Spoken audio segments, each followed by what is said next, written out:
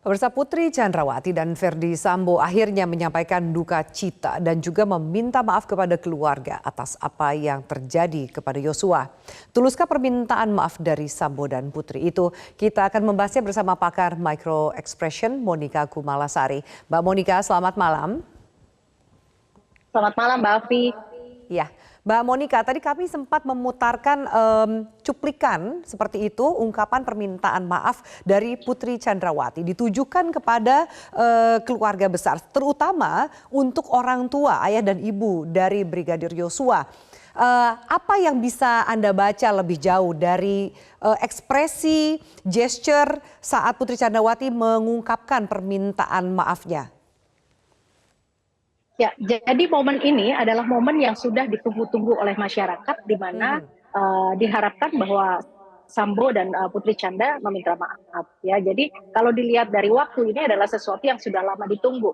Tetapi ketika kedua pasangan ini menyatakan permohonan maafnya, ya, kita tidak bisa melihat ada gestur yang terlihat di sana, dan juga bahwa apa yang disampaikan ini adalah hanya membaca. Sehingga kalau kita melihat sesuatu yang hanya dibaca, tidak ada emosi yang intens yang ikut terlibat, ya. Tetapi ketika Putri Chandrawati membacakan permohonan maafnya, memang kita bisa melihat ada emosi atau ekspresi sedih, ya.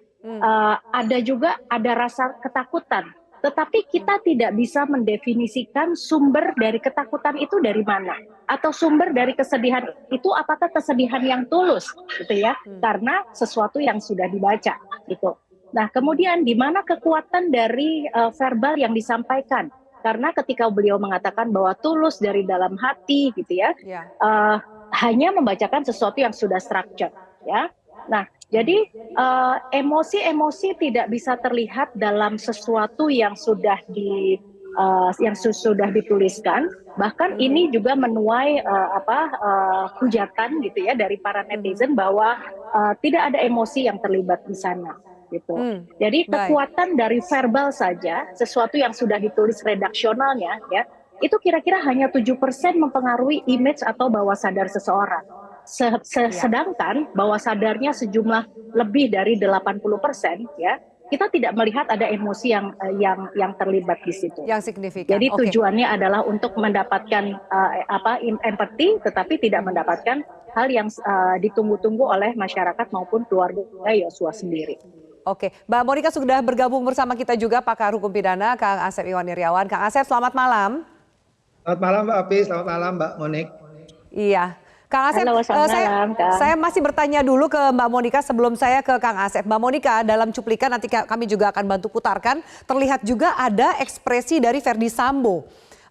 Yang kalau misalnya secara awam melihat seakan-akan ia berkaca-kaca. Nanti kita akan putarkan apa yang bisa Anda baca. Termasuk saat ibu dari Yosua, Ibu Rosti Simanjuntak yang menolehkan bertolak belakang, menolehkan kepalanya seakan-akan tidak ingin, membuang muka seakan-akan tidak ingin melihat Putri Chandrawati saat menyampaikan permintaan maafnya. Kami akan putarkan dan silakan mungkin Anda bisa menganalisa ekspresi mereka lebih jauh.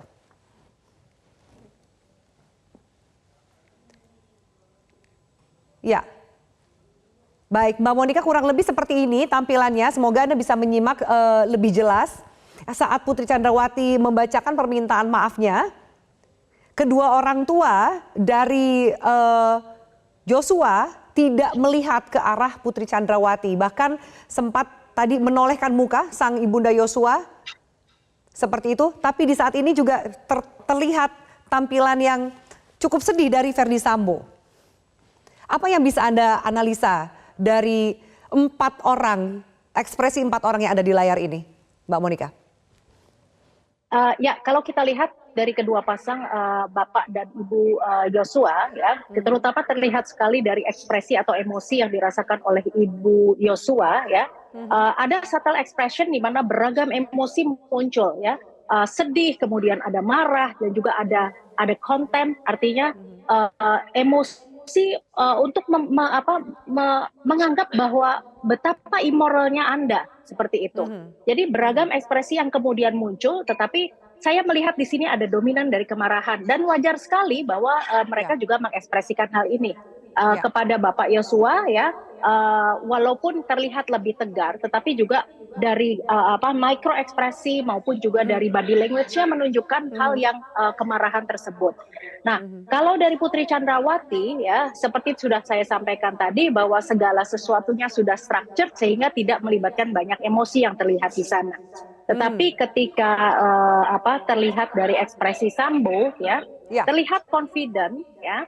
Tetapi ketika masuk ke dalam ruang sidang, saya kok menemukan banyak kemarahan ya, gitu. Terus juga ketika beberapa yang sempat di capture juga, gitu, ada pursed lips, dari bibir, terus kemudian juga dari seperti gemeretak dari gigi seperti itu. Nah, kalau kita melihat ada mata yang berkaca-kaca gitu ya, mata yang berkaca-kaca itu belum tentu menunjukkan kesedihan seseorang ya, tetapi mungkin ada aspek-aspek yang lain karena kita juga tidak melihat arah air mata itu juga keluar gitu ya, sesuatu kita tidak bisa mendeskripsikan bahwa ini adalah merupakan bentuk empati dari Verdi Sambo karena justru malah banyak emosi-emosi yang muncul ini adalah kemarahan.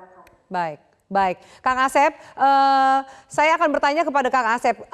Permintaan maaf ini sudah dilakukan sebelumnya oleh Eliezer dan sekarang sempat ditunggu-tunggu apakah juga akan dilakukan oleh Putri Chandrawati dan Verdi Sambo dan ternyata memang disampaikan permintaan maaf itu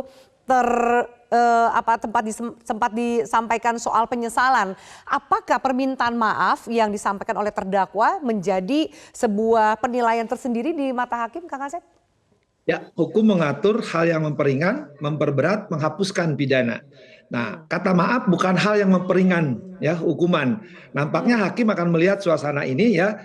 Ini bukan suasana yudisial, ini suasana emosional. Bagaimana pelampiasan disampaikan. Perbedaan kemarin ya dengan sekarang, hakim kan juga belajar psikologi hukum, walaupun mungkin minimal lain dengan Bu Monika misalkan ya, bahwa ternyata akan ada perbedaan yang nampak kalau kemarin itu ada ketulusan, ada kata maaf dari kedua orang tuanya bahwa mereka memaafkan, memahami. Tapi kalau sekarang kata maaf sifatnya hanya formal dan hakim akan menilai ya, apalagi kalau hakim menilai kata maaf ini adalah tidak tulus ya. Dan lagi-lagi tadi Mbak Monika sudah menjelaskan dengan jelas sekali ya bahwa ternyata juga paling muka dan sebagainya, reaksi mimik dan kata-kata itu justru akan mempengaruhi hakim ketika menjatuhkan putusan ya. Hal ini justru tidak akan mempengaruhi putusan kalau memang hakim ternyata ketika maafnya tidak ditindaklanjuti, bahasa sederhananya pertobatannya ternyata tidak diikuti dengan penguatan. Artinya seperti kemarin ketika saksi pembantu rumah tangganya kan nampak juga kan melakukan sesuatu, harusnya kan mendukung ketika di perkara lain.